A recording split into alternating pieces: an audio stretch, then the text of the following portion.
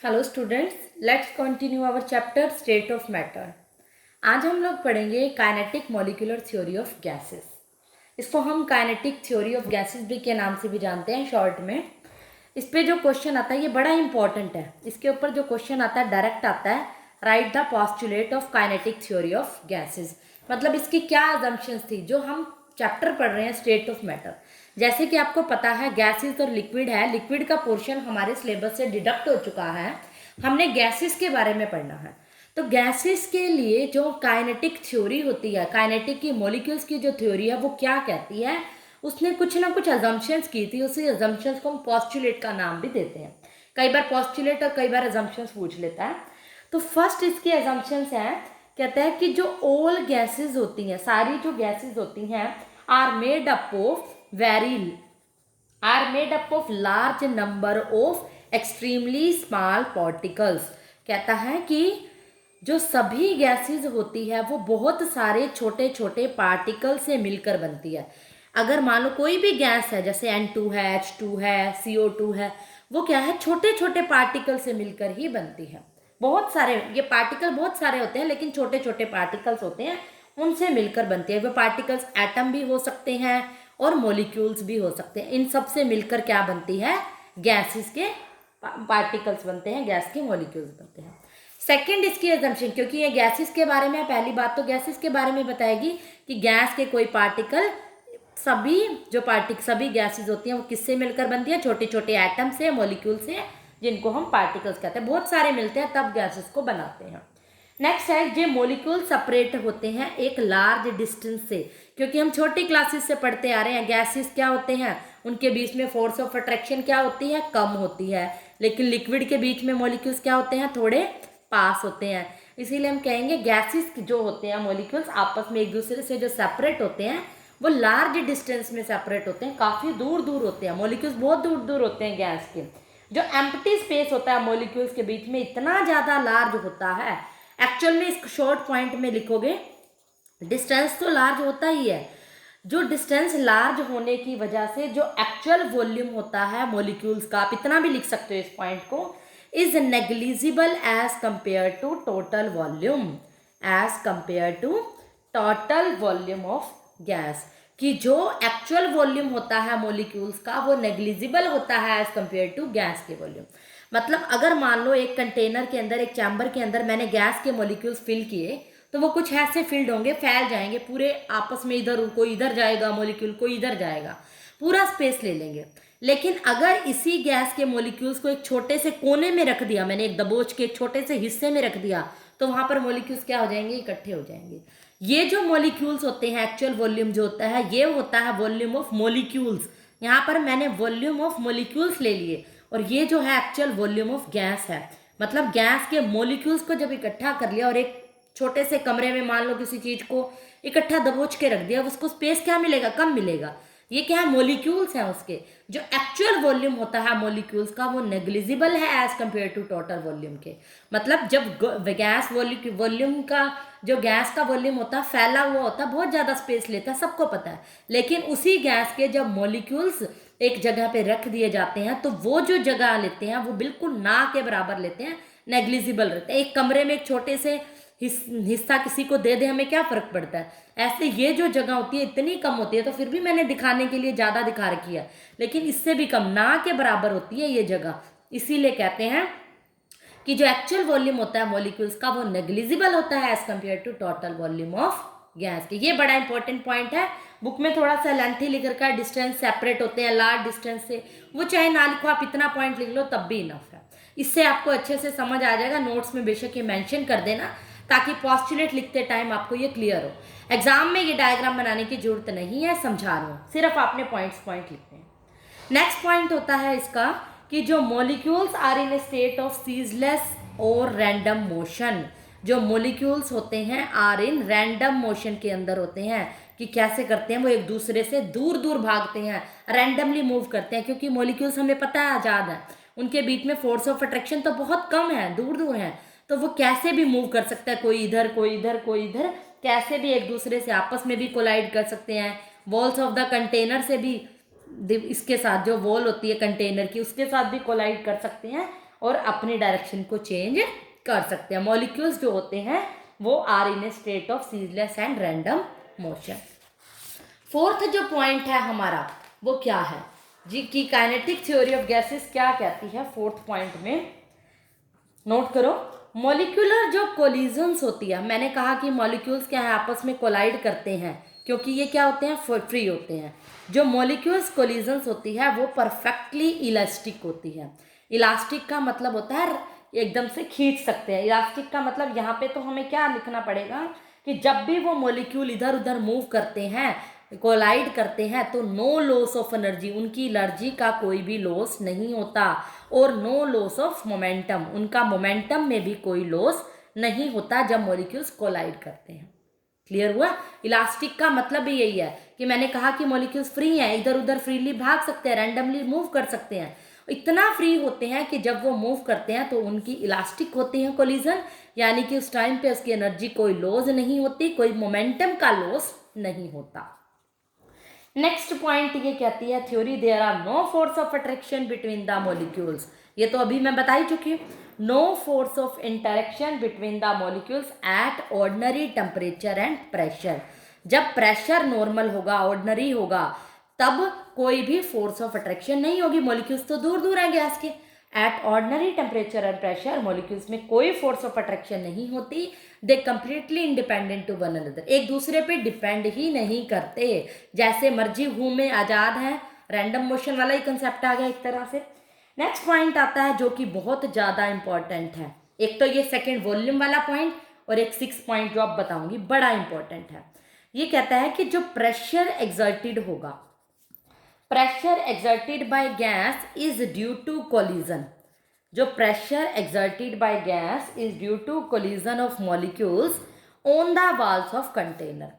कहता है कि जब भी कोई भी मॉलिक्यूल्स के द्वारा जो प्रेशर लगाया जाएगा वो किसकी वजह से होगा? कोलिजन्स की वजह से होगा। क्यों? देखो, अब मैंने कहा कि मॉलिक्यूल्स इतनी दूर होते हैं, आपस में फ्रीली कोलाइड करते हैं, आपस में भी टक्करें मारते हैं, कंटेनर के साथ भी टक्कर मारते हैं, ऐसा ही होता है। अब ये क्या है, जब ये एक दूसरे के साथ टक्कर मारते हैं, कोलिजन करते हैं, कोलिजन होता है टक्कर मारना, जब कोलाइड करेंगे तो कुछ ना कुछ फोर्स लगाएंगे, बल लगाएंगे, एनर्जी लगाएंगे, और कितनी जगह पे लगा रहे हैं, यानी फोर्स पर यूनिट एरिया होगा। कितना कोलाइड करने टाइम कितना फोर्स लगा रहे हैं, कितनी जगह पे लगा रहे हैं, और उसी को तो हम क्या कहते हैं? प्रेशर। इसका मतलब ओवरऑल मॉलिक्यूल्स, गैस के मॉलिक्यूल्स के द्वारा प्रेशर कैसे लगा, जितना फोर्स जितनी जगह पे लगाया उसके हिसाब से इसमें प्रेशर लगा। Pressure exerted by gas is due to collision, यानी सब जो गैसेस के ऊपर जो प्रेशर लगता है only and only due to collision of molecules ही लगता है। Last is important, which is very important point, कि एवरेज काइनेटिक एनर्जी जो होती है गैस मॉलिक्यूल्स की वो डायरेक्टली प्रोपोर्शन होती है एब्सोल्यूट टेम्परेचर के। कि जो काइनेटिक एनर्जी होती है वो टेम्परेचर के प्रोपोर्शनल होती है। अगर आप टेम्परेचर बढ़ाओगे, कोई भी चीज़ है, गरम गरम बर्तन पे हाथ लगाओगे तो आपकी हाथ पीछे करोगे, मूवमेंट होगी, मोशन बढ़ेगी। मोशन का बढ़ना ही तो काइनेटिक एनर्जी का बढ़ना होता है साइंस में, कि टेम्परेचर बढ़ाओगे तो काइनेटिक एनर्जी तो बढ़ेगी। ये कंसेप्ट तो पूरी फिजिकल केमिस्ट्री में ही काम आता है, इसको तो बड़ा इंपॉर्टेंट पॉइंट मानेंगे हम। और जबकि 6 पॉइंट और सेकंड इस चैप्टर के लिए बहुत इंपॉर्टेंट है, एक प्रेशर वाला और एक वॉल्यूम वाला। ये थे काइनेटिक थ्योरी ऑफ गैसेस के पोस्टुलेट। इसका स्क्रीनशॉट लेके नोट्स बनाओ, साथ साथ अपनी नोटबुक पेन लेकर बैठा करो। Now our next topic is kinetic gas equation. Heading डालो, काइनेटिक गैस इक्वेशन कैसे हम डिराइव करना सिखाएंगे आपको। आज एक नई इक्वेशन सिखाऊंगी जो कि अभी काइनेटिक थ्योरी पढ़ी है उस गैस इक्वेशन की। उसके लिए आपको एक काइनेटिक गैस इक्वेशन मैं जब डिराइव कराऊंगी उससे आपको मैं एवरेज काइनेटिक एनर्जी निकालना तो सिखाऊंगी, लेकिन उसके लिए हम बेसिस ऑफ पोस्टुलेट के बेसिस पर ये डिराइव किया गया जो इक्वेशन वाज डिराइव्ड हुई, वो आपको पहले एक इक्वेशन याद रखनी पड़ेगी। एक काइनेटिक गैस इक्वेशन क्या होती है। जो मैं इक्वेशन डिराइव करवाऊंगी वो काइनेटिक एनर्जी डिराइव कराऊंगी, इसमें यूज काइनेटिक गैस इक्वेशन का होगा। ये आपको याद रखनी है। इसका डेरिवेशन हमारे सिलेबस में नहीं है। PV is equal to 1/3 mn²। याद रखने का शॉर्ट तरीका क्या है? PV प्रेशर और वॉल्यूम जो बॉयल्स लॉ में होता था, equal to 1/3 mass into n क्या है? एवोगैड्रो नंबर यू स्क्वायर होती है, उस पर बार लगा दिया, बस ये वेलोसिटी है कोई भी मॉलिक्यूल्स की। ये मान लो क्या है, कोई भी एक काइनेटिक गैस इक्वेशन, इसको आज से रट लो। एग्जाम में 1 नंबर में क्वेश्चन भी पूछा जाए what is kinetic gas equation, तो ये लर्न होनी चाहिए। एन क्या है, नंबर ऑफ मॉलिक्यूल्स, किसी भी जगह वॉल्यूम, मान लो कोई कंटेनर है जिसका वॉल्यूम वी है, कितने नंबर ऑफ मॉलिक्यूल्स हैं वो क्या होगा, कैपिटल एन। एम क्या है, उस मॉलिक्यूल का मास कितना है, और यू उसकी वेलोसिटी कितनी स्पीड से वो चल रहा है। अब एवरेज काइनेटिक एनर्जी हमने क्या निकालनी है, काइनेटिक गैस इक्वेशन तो ये थी, अब हमने इसको यूज करके क्या निकालनी है, average kinetic energy gas molecules की निकालनी है। अगर पूछे काइनेटिक गैस इक्वेशन तो ये है, एवरेज काइनेटिक एनर्जी क्या निकालनी है, गैस लॉ को यूज करेंगे और अबव रिलेशनशिप को यूज करेंगे। एक एवरेज ट्रांजिशनल काइनेटिक एनर्जी होती है मॉलिक्यूल की। देखो काइनेटिक एनर्जी क्या होती है, आपने छोटी क्लासेस से पढ़ा होगा, हाफ mv² होती है, पढ़ा है ना फॉर्मूला, कि कितना मॉलिक्यूल का मास है, कितनी वेलोसिटी से मूव कर रहा है, वो स्क्वायर इन मल्टीप्लाई में half at constant temperature of the gas. अगर इसी इक्वेशन को मैं कहूँ कोई गैस का मॉलिक्यूल u वेलोसिटी से मूव कर रहा है, तो इक्वेशन क्या हो जाएगी, हाफ m²। काइनेटिक एनर्जी क्या हो जाएगी ये, राइट, सेम ही है, v की जगह u रख दिया गया। और अगर टोटल एनर्जी ऑफ गैस निकालें, total energy of gas containing n molecules, अगर मान लो कोई गैस के अंदर, किसी भी वॉल्यूम ऑफ गैस के अंदर अगर n मॉलिक्यूल्स हैं, तो उस टाइम पे जो एनर्जी होगी वो क्या होगी, E के, मतलब E के total kinetic energy, energy E kinetic के हाफ m(n)μ², यही होगी, क्योंकि इसका ही फॉर्मूला को कॉपी कर रही हूँ, बस n नंबर ऑफ मॉलिक्यूल्स क्या है, n मॉलिक्यूल्स हैं, तो इसको मैं n से मल्टीप्लाई कर दिया, इक्वेशन क्या हो जाएगी, ये हो जाएगी n मॉलिक्यूल्स के लिए। इसको मैंने नाम दे दिया इक्वेशन 2, इसी से डिराइव किया मैंने। क्लियर हुआ। अब हमें पता है जो काइनेटिक गैस इक्वेशन हमने क्या देखनी है, अब यूज करेंगे काइनेटिक गैस इक्वेशन को, using kinetic gas equation. Kinetic gas equation जो कि मैंने ऊपर बताई थी पीवी वाली, ये इसको नोट करो, PV is equals to 1/3 mn² थी। अगर मैं क्या करूं, इस इक्वेशन को 2 से मल्टीप्लाई कर दूं, 2 से डिवाइड कर दूं, कोई फर्क पड़ेगा, इसका मतलब मैंने इसको 1 से मल्टीप्लाई किया, और लिखने का तरीका मेरा ऐसा हो जाए 2/3 इंटू 1/2 mn², ये हो जाएगा। और अगर मैं इसको क्या दूं, पीवी इज इक्वल्स टू 2/3, ये मैंने क्या डिराइव किया ऊपर देखो, ये किसके इक्वल है, इक्वेशन नंबर 2 को, EK के बराबर, यानी 2/3 EK हो जाएगा, PV is equals to 2/3 EK हो जाएगा, राइट। ये हमारी इक्वेशन नंबर बन गई 3rd।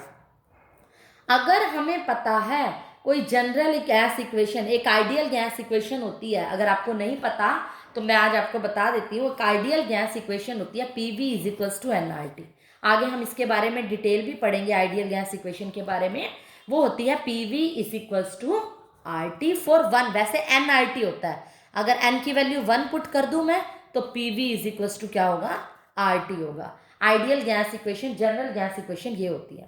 क्यों ली मैंने इक्वेशन नंबर 4, अब इस इक्वेशन 3rd में भी और 4th में भी दोनों के इक्वल क्या है, PV, दोनों को कंपेयर करूंगी तो मेरी एक नई जो इक्वेशन बनेगी वो बनेगी RT is equals to, compare करो और लिखो, RT is equals to 2/3 EK, यही बनेगी, क्योंकि क्या थी मेरी 2/3 EK equal to PV, PV is equals to RT। Comparing equation number 3 and 4, दोनों की लेफ्ट हैंड साइड इक्वल है, तो राइट हैंड साइड इक्वल होकर ये बन जाएगा। और EK की वैल्यू मैंने आपको क्या कहूंगी, EK की वैल्यू क्या हो जाएगी, देखो हम क्या लिखेंगे इसको, EK इज इक्वल्स टू, इधर ले जाओ 3 को, by2 आ जाएगा RT, 3/2 RT। EK की वैल्यू क्या आ गई, 3/2 RT। अगर काइनेटिक एनर्जी n मोल्स के लिए बात करूं, ये तो सिंपल था, n मोल्स के लिए बात करूं तो EK की वैल्यू क्या होगी, 3/2 nRT। ये हमारी क्या हो गई, एवरेज काइनेटिक एनर्जी। लेकिन अगर मुझे निकालनी है एवरेज काइनेटिक एनर्जी पर मॉलिक्यूल के हिसाब से, एक मॉलिक्यूल के हिसाब से निकालनी है, तो दोनों डिवाइड करूंगी बोथ साइड्स के इक्वेशन को bye Avogadro number. Avogadro number होता है जिसको हम Na से डिनोट करते हैं, 6.022 इंटू 10⁻23। तो जो एवरेज काइनेटिक एनर्जी एक मॉलिक्यूल के लिए मेरी निकलेगी वो क्या होगी, 3/2 RT बाय इसको डिवाइड करूँगी Na आ जाएगा। ये मेरी होगी average kinetic energy. Is that clear? और जो ये R/Na होता है, ये भी R भी कांस्टेंट है, गैस कांस्टेंट। R क्या होता है ये पता होना चाहिए आपको, गैस कांस्टेंट, जिसकी वैल्यू क्या होती है 8.314 भी होती है जूल पर केल्विन पर मोल की अगर बात करें, और एक वैल्यू होती है 0.0821 लीटर एटॉमिक पर मोल, ये वैल्यू भी होती है। तो ये तो R की वैल्यूज हैं, जस्ट मैं आपको बता चुकी हूँ। अब ये है R गैस कांस्टेंट, ये भी कांस्टेंट ये भी कांस्टेंट, दोनों कांस्टेंट एक डिवाइड होकर एक नया कांस्टेंट बनाते हैं, यानी R/Na क्या होता है एक नया कांस्टेंट Kb, स्मॉल kb, जिसको हम क्या कहते हैं बोल्ट्जमैन कांस्टेंट। एक साइंटिस्ट थे बोल्ट्जमैन, जिन्होंने अपने नाम पे दे दिया था बोल्ट्जमैन कांस्टेंट R/Na। तो इसीलिए काइनेटिक एनर्जी क्या होगी Ek is equals to 3/2T, और 3/2 क्या है कांस्टेंट है, राइट। अगर किसी कांस्टेंट को प्रोपोर्शनल को हटाते हैं तो कांस्टेंट आता है, कांस्टेंट और इक्वल को हटाएंगे तो क्या आएगा प्रोपोर्शनल आएगा। यही तो कंसेप्ट है साइंस का। अगर हमारे पास कोई प्रोपोर्शनल है, हटाना है इक्वल लगाना है तो कांस्टेंट आता है, इक्वल और कांस्टेंट को मिलाकर क्या बनता है प्रोपोर्शनल। इसका मतलब average kinetic energy directly proportional हो गई टेम्परेचर के। और यही काइनेटिक थ्योरी ऑफ गैसेस का लास्ट पोस्टुलेट था कि किसी भी गैस की एवरेज काइनेटिक एनर्जी उसके टेम्परेचर के डायरेक्टली प्रोपोर्शनल है। ये बात भी मैंने प्रूफ कर दी, और average kinetic energy gas molecules का रिलेशन भी आपको पता चल गया कि कैसे कैसे हमने डिराइव किया। हमारा मेन पॉइंट क्या था, इसको डिराइव करना by using kinetic gas equation. इसमें सिर्फ आपको एक काइनेटिक गैस इक्वेशन को यूज करके ये सारा लास्ट जो पोस्टुलेट है वो प्रूव किया मैंने। अब आ गया होगा समझ, साथ साथ इसका स्क्रीनशॉट लेते जाओ और इसको क्लियर करते जाओ। नेक्स्ट जो है हमारा गैस लॉ के बेसिस पे जो हमने गैसेस लॉ किए थे, याद है बॉयल्स लॉ, चार्ल्स लॉ, उसके बेसिस पे हम काइनेटिक मॉलिक्यूलर थ्योरी एक्सप्लेन करेंगे on the basis of kinetic molecular theory. क्या कह रही हूँ मैं, हेडिंग डालो explanation of gas law on the basis of kinetic theory of gases. मतलब हम काइनेटिक थ्योरी ऑफ गैसेस का यूज करके लॉ को डिराइव करेंगे, ये मेरा पॉइंट है। कौन से लॉ को हमारे सिलेबस में है, Boyle's, Charles and Dalton's law. सिर्फ थ्योरी को यूज करके जो लॉ है वो 3 ही है, वैसे तो काफी लॉ है। मतलब हमने यूज क्या करना है, कंसेप्ट कौन सा यूज करना है, काइनेटिक थ्योरी ऑफ गैसेस, और लॉ को डिराइव कर देना है। हमें पता है लॉ, नो डाउट, सबको मैं करा चुकी हूँ लॉ, लेकिन इस थ्योरी को यूज करके देखो मैं कैसे डिराइव कराऊंगी। कंसेप्ट वही यूज करूंगी, मैंने कहा था कि kinetic energy is directly proportional to temperature होती है, इसीलिए ये डिपेंड करती है नंबर ऑफ मॉलिक्यूलर पे और कोलिजन पर यूनिट एरिया पर सेकंड के ऊपर, कि कितने मॉलिक्यूल्स आपस में कोलाइड कर रहे हैं, यानी उनकी motion is directly proportional to temperature. अगर हम किसी का टेम्परेचर कांस्टेंट रख दें तो एवरेज जो स्पीड होगी मॉलिक्यूल्स की वो भी सेम रहेगी, क्योंकि टेम्परेचर पे डिपेंड कर रही है। अगर टेम्परेचर ही कांस्टेंट है तो जो एवरेज स्पीड होगी वो भी क्या रहेगी, सेम ही रहेगी, क्योंकि ये डायरेक्टली प्रोपोर्शन है। अगर हम वॉल्यूम को बढ़ा दें, अगर मेरे पास क्या है, मैं क्या दूं, कोई गैसेस के मॉलिक्यूल्स एक बार यहाँ थे, अब मैंने क्या कर दिया, वॉल्यूम को बढ़ा दिया। वॉल्यूम बढ़ा दिया तो लेसर नंबर ऑफ मॉलिक्यूल्स क्या करेंगे, एक दूसरे को हिट करेंगे। यहाँ पर गैसेस के मॉलिक्यूल्स आपस में टक्कर ज़्यादा मार रहे थे क्योंकि पास पास थे, लेकिन जैसे ही मैंने वॉल्यूम बढ़ा दिया तो मॉलिक्यूल्स कम एक दूसरे को कोलाइड करेंगे एक टाइम के। इसका मतलब उसके अंदर प्रेशर क्या होगा, डिक्रीज होगा। अब मैं इसी बात को यूज करूंगी काइनेटिक गैस इक्वेशन से। मैंने क्या कही, एक काइनेटिक गैस इक्वेशन में यूज की थी, kinetic energy is half mv square और Ek is equal to 3/2 kT। ये भी Ek है, ये भी Ek, काइनेटिक एनर्जी, ये भी काइनेटिक एनर्जी, दोनों को मैंने इक्वल रख लिया, राइट। अब मैं यूज करूंगी kinetic gas equation. Kinetic gas equation वो क्या थी, Pv is equal to 1/3 Nm mu square. ये क्या थी, काइनेटिक गैस इक्वेशन। अगर इसी इक्वेशन को 2 से मल्टीप्लाई कर दूं, 2 से डिवाइड कर दूं तो क्या बनेगा, 2/3, ये 1/2 ऐसे लिख लो, N/V m म्यू स्क्वायर लिख सकती हूँ मैं इसको, राइट, N/म्यू v स्क्वायर। और इस इक्वेशन नंबर 1 में मैंने कहा था 1/2 m v स्क्वायर 3/2 kT के बराबर है, यानी इसको एज 1/2 m v स्क्वायर किसके बराबर है, इसको मैं ऐसे लिख सकती हूँ 1/2 m u स्क्वायर। और 1/2 mu² किसके बराबर है, मैंने ऊपर भी बताया है 3/2 kT के बराबर है। यूज़ कर रही हूँ इक्वेशन नंबर 1 और इसकी जगह मैं ये पुट कर रही हूँ। तो क्या होगा, 3 से 3 कैंसिल, ये से n/v kT रह गया ओनली। n/v kT का मतलब PV is equals to n/v kT, और n/v को हम क्या लिखेंगे, n/v क्या है, एक कांस्टेंट ही है, nkT क्या है, एक कांस्टेंट ही है, और ये है क्या, number of moles per unit volume है एक तरह से। Number of moles per unit volume क्या है, number of moles per unit, इसको हम, ये भी क्या है, एक कांस्टेंट है, ये भी कांस्टेंट है, ये भी कांस्टेंट है। इस सारे को लिखेंगे PV इक्वल टू कांस्टेंट। अगर PV इक्वल टू कांस्टेंट है तो क्या होगा, P is inversely proportional to V लिख सकते हैं, क्योंकि P क्या होगा, जब प्रोपोर्शनल का साइन आता है तो कांस्टेंट और इक्वल हट जाते हैं, तो P is inversely proportional to V होगा। देखो मैंने काइनेटिक गैस इक्वेशन को यूज किया और डिराइव कर दिया। ये क्या था, एट कांस्टेंट टेम्परेचर मैं लेके चल रही थी स्टार्टिंग में, तो ये मैंने डिराइव क्या कर दिया, बॉयल्स लॉ, यानी बॉयल्स लॉ को काइनेटिक गैस इक्वेशन से डिराइव कर दिया। इस वीडियो को पॉज करके अच्छे से देखना, बहुत ज़्यादा टफ कोई पार्ट नहीं है, बड़ा इजी सी है। इसी तरह हम अप्लाई करेंगे काइनेटिक गैस इक्वेशन को यूज करके जो सेकेंड लॉ है हमारा, चार्ल्स लॉ। चार्ल्स लॉ को भी डिराइव करेंगे। कहते हैं कि चार्ल्स लॉ के अंदर पहले आप मन मन में सोच लो, V is directly proportional to temperature था एट कांस्टेंट प्रेशर, यही हमारा था। इस बात को कैसे प्रूव करेंगे, हमें पता है काइनेटिक गैस इक्वेशन में हम ये डिराइव कर चुके हैं, PV is equals to 2/3 EK के बराबर होता है, राइट। और मैंने ये भी कहा है, अभी मैंने एवरेज काइनेटिक एनर्जी प्रोपोर्शनल किसके बताई थी, टेम्परेचर के बताई थी, होती है।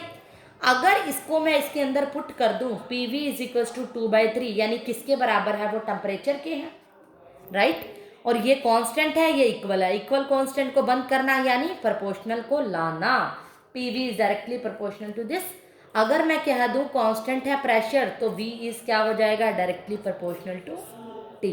अगर प्रेशर कांस्टेंट रख दूं, क्या होगा, वॉल्यूम इज डायरेक्टली प्रोपोर्शनल। ये कैसे आया, जब टेम्परेचर किसी भी गैस का अगर आप बढ़ा देते हो, स्टार्टिंग कैसे करोगे इसकी थ्योरी, अगर किसी गैस का आप टेम्परेचर बढ़ा देते हो तो आपको पता है काइनेटिक एनर्जी बढ़ जाती है, वही कंसेप्ट यूज करोगे। लास्ट जो पोस्टुलेट था, मॉलिक्यूल्स क्या करेंगे, वेलोसिटी भी बढ़ जाएगी, काइनेटिक एनर्जी बढ़ रही है, मॉलिक्यूल्स की वेलोसिटी बढ़ रही है, तो उनके बीच में कॉलिजन्स भी बढ़ेगी, वो टकराएंगे भी बहुत ज़्यादा। अगर कॉलिजन बढ़ेगी तो हम क्या एक्सपेक्ट करेंगे कि उस टाइम पे प्रेशर भी बढ़ेगा, प्रेशर बहुत ज़्यादा लग रहा है। लेकिन अगर हम इस प्रेशर को ही कांस्टेंट रख दें, हमने तो यही एक्सपेक्ट किया था ना कि प्रेशर बढ़ेगा, अगर हम इस प्रेशर को भी कांस्टेंट रख दें तो जो मॉलिक्यूल्स का कोलिजन होगा आपस में, वो कोलिजन क्या होगा, सेम हो जाएगा, क्योंकि मैंने प्रेशर से रिलेशन निकाला था, प्रेशर बढ़ेगा कोलिजन बढ़ेगी। अगर मैंने प्रेशर ही कांस्टेंट रख दिया तो मॉलिक्यूल्स का कोलिजन भी क्या हो जाएगा, सेम हो जाएगा। ये कब सेम होगा, अगर मॉलिक्यूल का प्रेशर कांस्टेंट रख दूं, कोलिजन सेम कब होगा, ओनली एंड ओनली जब वॉल्यूम उसका बढ़ा दिया जाए। अगर वॉल्यूम किसी भी गैस का बढ़ा दिया जाए तभी ऐसा होगा कि गैस एक्सपेंड हो जाएगी, बाहर निकल जाएगी, और उस टाइम पे क्या कहेंगे हम, टेम्परेचर क्या हो गया, डिक्रीज हो जाएगा। टेम्परेचर डिक्रीज होगा तो ऑब्वियसली उल्टा कंसेप्ट चला दो, वेलोसिटी भी डिक्रीज होएगी, फिर प्रेशर भी क्या होगा, डिक्रीज हो जाएगा। तो हम कहेंगे अगर हम प्रेशर को कांस्टेंट रख दें, अगर हम प्रेशर को कांस्टेंट रख दें तो वॉल्यूम भी क्या होना चाहिए, डिक्रीज होना चाहिए, नंबर ऑफ कोलिजन सेम रहने चाहिए। इसीलिए हम कहते हैं एक प्रेशर पे वॉल्यूम ऑफ गैस इंक्रीज होता है तो टेम्परेचर भी बढ़ता है, और टेम्परेचर क्या होता है, अगर फॉल कब होगा, जब हम वॉल्यूम को घटा देंगे। मीन्स ओवरऑल कंक्लूजन क्या हुआ, एक बार फिर से बता रही हूँ इस पॉइंट को मैं, कि अगर मैं टेम्परेचर को बढ़ाती हूँ तो काइनेटिक एनर्जी बढ़ती है, उनके वेलोसिटी बढ़ती है, वो टक्करें ज़्यादा मारते हैं, कोलिजन ज़्यादा होती है, यानी उनका प्रेशर भी क्या होता है, बढ़ जाता है, क्योंकि कोलिजन हो गया, प्रेशर बढ़ा। अगर मैं इसको ही कांस्टेंट रख दूँ तो कोलिजन क्या हो जाएगा, सेम हो जाएगा। यही किया मैंने कि अगर प्रेशर को कांस्टेंट रख दिया तो ये सब सेम हो गया। अगर यही कंसेप्ट यहाँ देखने को मिला, टेम्परेचर मैंने घटाया, वॉल्यूम भी घट गया, प्रेशर भी घट गया, यानी इन सबका आपस में रिलेशन है। अगर मैं प्रेशर को ही कांस्टेंट रख दूं तो वॉल्यूम किस पे डिपेंड करेगा, ओनली एंड ओनली टेम्परेचर पे। कि प्रेशर कांस्टेंट रखने से, वॉल्यूम बढ़ाने से टेम्परेचर भी बढ़ेगा, क्योंकि तीनों क्या थे, साइमल्टेनियसली चल रहे थे फैक्टर। एक को मैंने कांस्टेंट रख दिया तो आपस में दो डिपेंड करेंगी, वॉल्यूम बढ़ाने से टेम्परेचर बढ़ेगा। यही हमारा क्या था, चार्ल्स लॉ। यहाँ पर हमने काइनेटिक गैस इक्वेशन को थोड़ी बहुत थ्योरी लिख के ये इक्वेशन यूज करो डायरेक्ट और इस लॉ को डिराइव करो। बस ये कोई बहुत ज़्यादा इंपॉर्टेंट नहीं है, पार्ट ऑफ सिलेबस है तो मैंने आपको बता दिया। Third law is Dalton's law. Dalton's law क्या कहता था कि किसी भी गैस का टोटल प्रेशर उस गैस के पार्शियल प्रेशर के सम के बराबर होगा। तो ये प्रेशर जो होता है, मैंने आपको काइनेटिक थ्योरी ऑफ गैसेस के पोस्टुलेट में बताया कि किसी भी गैस का प्रेशर किसकी वजह से होता है, स्ट्राइकिंग ऑफ गैस की वजह से। यानी गैस अगर आपस में कोलाइड करेगी, कोलिजन की वजह से आपस में टकरा रही है, कितना फोर्स लगा रही है कितनी एरिया पे, तभी प्रेशर लगता है। अगर मान लो मॉलिक्यूल्स के बीच में अट्रैक्टिव फोर्स ही नहीं है, एब्सेंस ऑफ अट्रैक्टिव फोर्स है, मतलब मॉलिक्यूल्स बहुत दूर दूर है, तो गैस क्या करेगी, इंडिपेंडेंटली मूव करेगी। इसका मतलब मॉलिक्यूल्स के बीच में क्या होगा, नो कोलिजन होगा, मॉलिक्यूल्स में कोई कोलिजन नहीं होगा if no force of attraction. अगर फोर्स ऑफ अट्रैक्शन नहीं होगा तो मॉलिक्यूल्स इंडिपेंडेंटली बिहेव करेंगे, तो मॉलिक्यूल्स में कोई भी कोलिजन नहीं होगा। मॉलिक्यूल्स वॉल ऑफ कंटेनर से भी कोलाइड नहीं करेंगे। तो one molecule of one gas contribute toward the total pressure. एक ही मॉलिक्यूल आपस में, एक ही मॉलिक्यूल जो होगा गैस का, वही उसका टोटल प्रेशर होगा। यानी क्योंकि मॉलिक्यूल क्या है, मूव ही नहीं कर रहे, एक मॉलिक्यूल का प्रेशर ही टोटल प्रेशर कहलाएगा। राइट, बात को समझ रहे हो। इसीलिए कहता है कि जो टोटल प्रेशर होता है मिक्सचर ऑफ गैसेस का, वो पार्शियल प्रेशर के सम ऑफ गैसेस के बराबर होता है। अगर ये सारी गैसेस मूव कर रही होती, कोलाइड कर रही होती, इन सबका प्रेशर क्या होता, टोटल होके टोटल प्रेशर बनता। लेकिन अगर मॉलिक्यूल्स के बीच में कोई कोलिजन नहीं है, मॉलिक्यूल्स फ्री हैं, फोर्स ऑफ अट्रैक्शन नहीं है, मॉलिक्यूल्स कोलाइड ही नहीं करेंगे, तो एक का प्रेशर ही टोटल प्रेशर कहलाएगा। इसका मतलब सभी गैसेस का जो प्रेशर है वो डिपेंड करता है पार्शियल प्रेशर। तो इसीलिए डाल्टन्स ने कहा था कि सारी गैसेस का पार्शियल प्रेशर का जो सम होगा वही टोटल प्रेशर के बराबर होगा। तो ये था डाल्टन्स लॉ। बहुत ज़्यादा इंपॉर्टेंट टॉपिक नहीं है ये, फिर से बता रही हूँ। चाहो तो आप थोड़ी सी थ्योरी लिख के ये इक्वेशन का यूज़ करके डिराइव कर सकते हो, बट जो क्वेश्चन आता है डायरेक्ट आता है derive, Charles law, Boyle's law, Avogadro law, जो मैंने पहले स्टार्टिंग में करा चुकी हूँ। बट फिर भी इसको पार्ट ऑफ द सिलेबस है तो अच्छे से कर लेना। तो आज के लिए इतना ही। कल का लास्ट लेक्चर हम इस चैप्टर का फिनिश कर देंगे नेक्स्ट लेक्चर में। That's all.